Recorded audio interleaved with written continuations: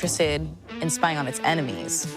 An air vehicle to carry multiple intelligence, surveillance, and reconnaissance payloads, or ISR. The military saw something that wasn't just good at carrying stuff, but also could stay in the sky for a long time without needing to be refueled. So they asked the usual suspects of defense contractors, Lockheed Martin and Northrop Grumman, to make some prototypes. Lockheed made P-791. Instead of using a wooden frame, it's like 3 blimps put together with a cushion system. Northrop Grumman made HAV Condor 304 for the Army's Long Endurance Multi-Intelligence Vehicle program, a fancy way of saying low-altitude surveillance. They were a lot fancier than the airships of the 30s, so we now call them hybrid airships. They could go about the same speed, but because of their engines, carry a lot more. And we could theoretically make them really big. And people think that they're dangerous. My favorite one is the shoot-over. No, what? Fucking spoiling it, bro. I was gonna search up, are they bulletproof, nigga? Nigga, fuck you, nigga. Like a balloon and falls out of the sky. That's not true. The pressures across the envelopes are typically very small, 1/10 to 2/10 of a PSI. So if you put a hole in it, nothing happens, really, at all. Eventually you have to patch it, but nothing big happens. How are you gonna patch it? Who's gonna go out there and patch it? But the military didn't stop there. This shit up. They started greenlighting a bunch of other projects into reconnaissance airships. GTA. The Army put together the HAL-D program, and they had the Integrated Sensor is Structure program. Yes, ICE for short, which was focused on high-altitude surveillance as well. There was just one problem. The spy blimp program was just not working. It was a big bust. These airships had solved so many problems of the first generation of airships. They had high-tech materials, modern navigation systems, and used helium instead of hydrogen.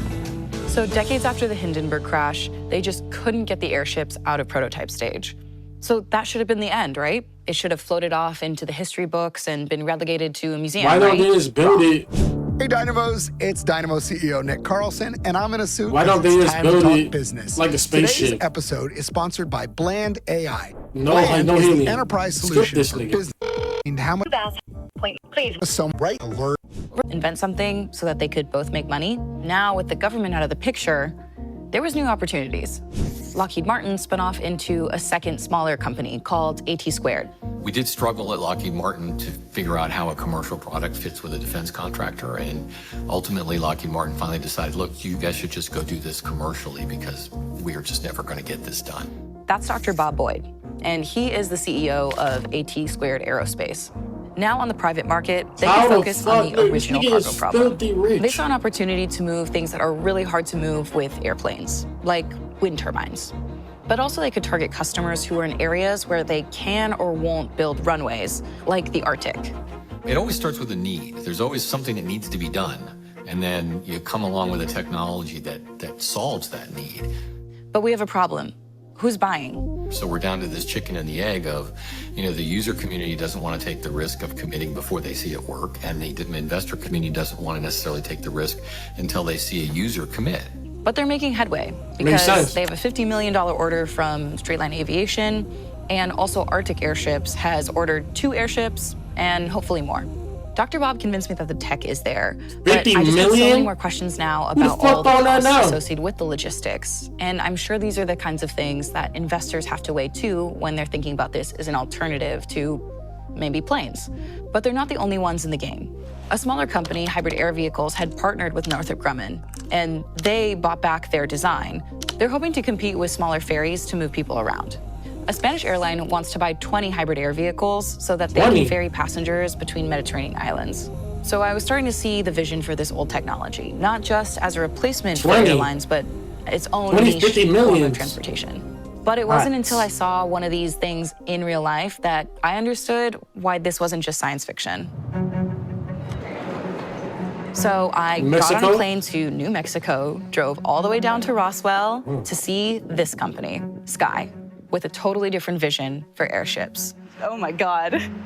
Thanks for coming all the way. Okay, this is pretty crazy. I'm gonna lie, I've never seen anything like this. Yeah, you never really get used to it. We've been doing it for a decade now. Wait, watch out, nigga, watch out. That's Mikkel Vestergaard. He is the founder and CEO of Sky. Mikkel made this thing. It's called LifeStraw, which got NASA really interested, and because of that, he got more interested in aerospace. Then in 2014, Mikkel came across a NASA paper that basically said, if airships' best feature is endurance and they can fly without refueling.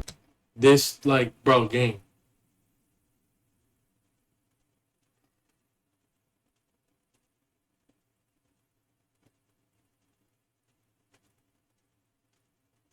Gang, this is like, how do you explain this? This is like destiny. It's like, bro, it's like you're doomed. Like, you're literally doomed. It's like, bro, beat the game already. Because who is just randomly researching NASA papers? Like, so you're telling me he's researching NASA papers and then he found this? Like, you were chosen, gang. That don't just happen. Like, that's like me searching, nigga, watching spaceship videos and I become an astronaut, nigga. Nigga, you gotta go out of your way to do your own research and, like, nigga, what am I talking about? They could be really great science and communication platforms. And then in 2014, NASA really interested of Sky. Mikkel made this thing. LifeStraw. He made. I don't know what that is. He made that. Good for him. You know what I'm saying? It's called LifeStraw, which got NASA really interested. So it's a water filter straw. Okay, that's smart. That's smart. Okay. So he was already rich right here. He's already rich by him making this. Then NASA got involved. And because of that, he got more interested in aerospace. New Horizon for Science Studies. So he's just reading this just to read it. So he was already rich, but now he's even greedier. Now he wants to be even, like, filthy rich. Feel me? Like, look at this. Who just randomly just researches this, gang? Nigga, I like space too, but I'm not doing all this, gang. You feel me? Like, that's the difference. The nigga was really just like, I don't understand. Then in 2014, Mikkel came across a NASA paper that basically said, if airships' best feature is endurance and they can fly without refueling, they could be really great science and communication platforms. And he turned that idea into Sky with a little help from a big Mexican telephone company and a Saudi company. Okay. So he didn't have all the funds. Sky, which raised funds from the Saudi. No. Okay. How do you go about this, getting sponsors and shit? He had money, but how do you go about getting sponsors and niggas not stealing your idea? You know what I'm saying? How do you go about this? It's like, Because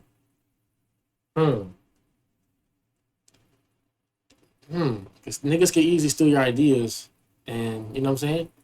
Like, how did he even, bro? I don't know, bro. Whoever his kids are, bro, it's just like, whoever his kids are already rich, and then the kids of that are rich. It's just, they're gonna keep being rich. It's like, bro. So unlike what you've seen historically, where this form factor may have lent itself better to a description like blimp, we're really nothing like that. We don't function at low altitudes. We don't carry passengers. We're exclusively designed to function in the extreme upper layers of the atmosphere. The key word in their fancy rebrand of airships is the idea of platform. They want to solve a whole bunch of problems, and the first being a huge gap in our communication infrastructure. They basically think that they can beat Starlink at their own game. Starlink works because there is a constellation of satellites that are constantly moving around the Earth to ensure that there's no gaps in coverage.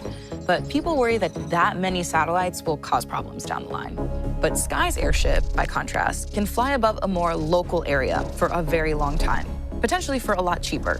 The pitch is compelling enough for SoftBank to throw in $15 million to help Sky do test flights over Japan next year. You're pretty confident that this is going to be something that we can make a lot of quickly?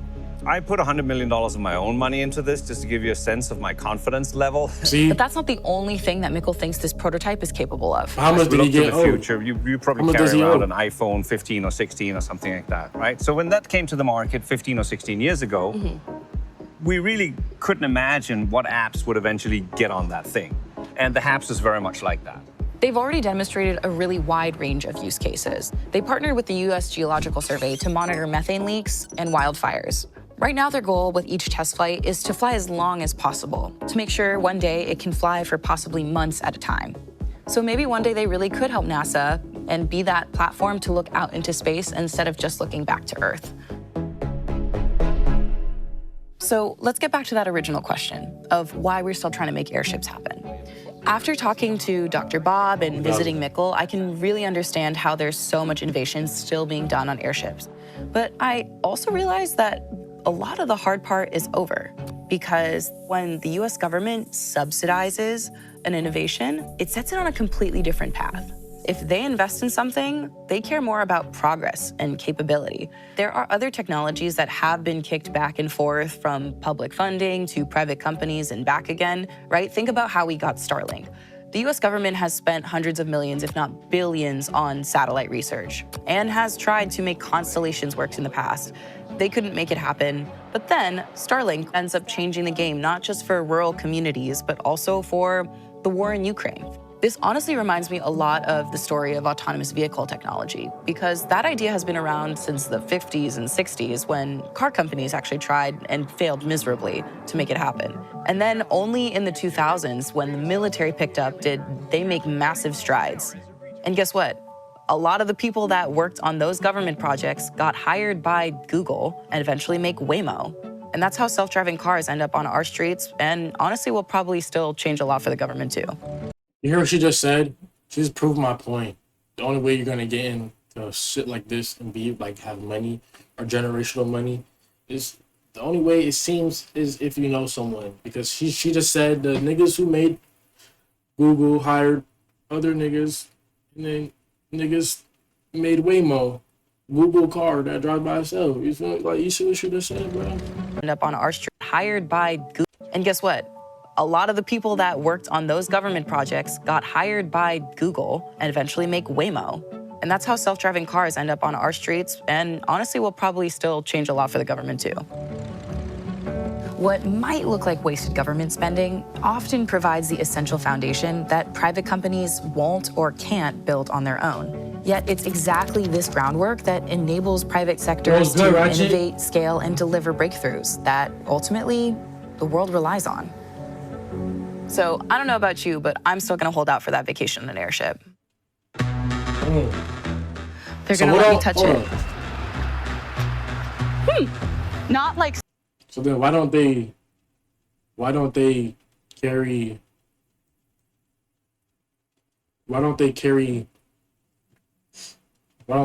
oil or some shit, bro? I'm confused. Let's see.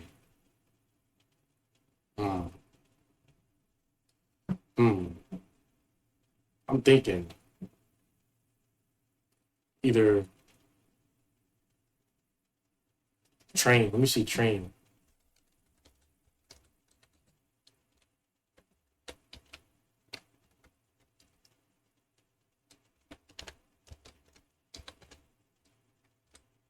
Do we have not a conductor, train operator? You know what I mean? Let me see.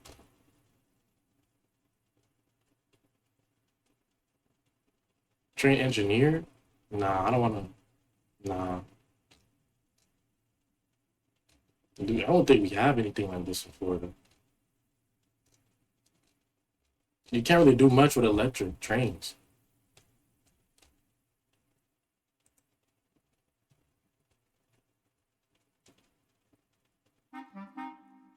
Sometimes the public may call us train drivers. Honestly, it doesn't bother me because I know they don't know. My name is Keisha Cole. I'm a train operator, and I've been with MTA for 6 years. Bro, she's a train conductor. She's a conductor. It's the same thing, right? It's approximately 21 stops from Main Street to 34th Street, and it takes about 36 minutes from end to end. She's a train driver. My name is Jim Van Name. I'm a train operator for New York City Transit. I've been here about 3.5 years. I operate the train on the Q line, which end to end is approximately 44 stops, and it takes me about an hour to complete. My earliest train memory is I was a kid. I got so, like, how much they get paid? Staten Island, and my friends and I used to the subway. Start as a put-in, stop. Myself and I take cash. They send me out over the Stillwell terminal, and then I go into service. I do my 2 trips up to 96th Street and back, and that pretty much completes my day. It usually takes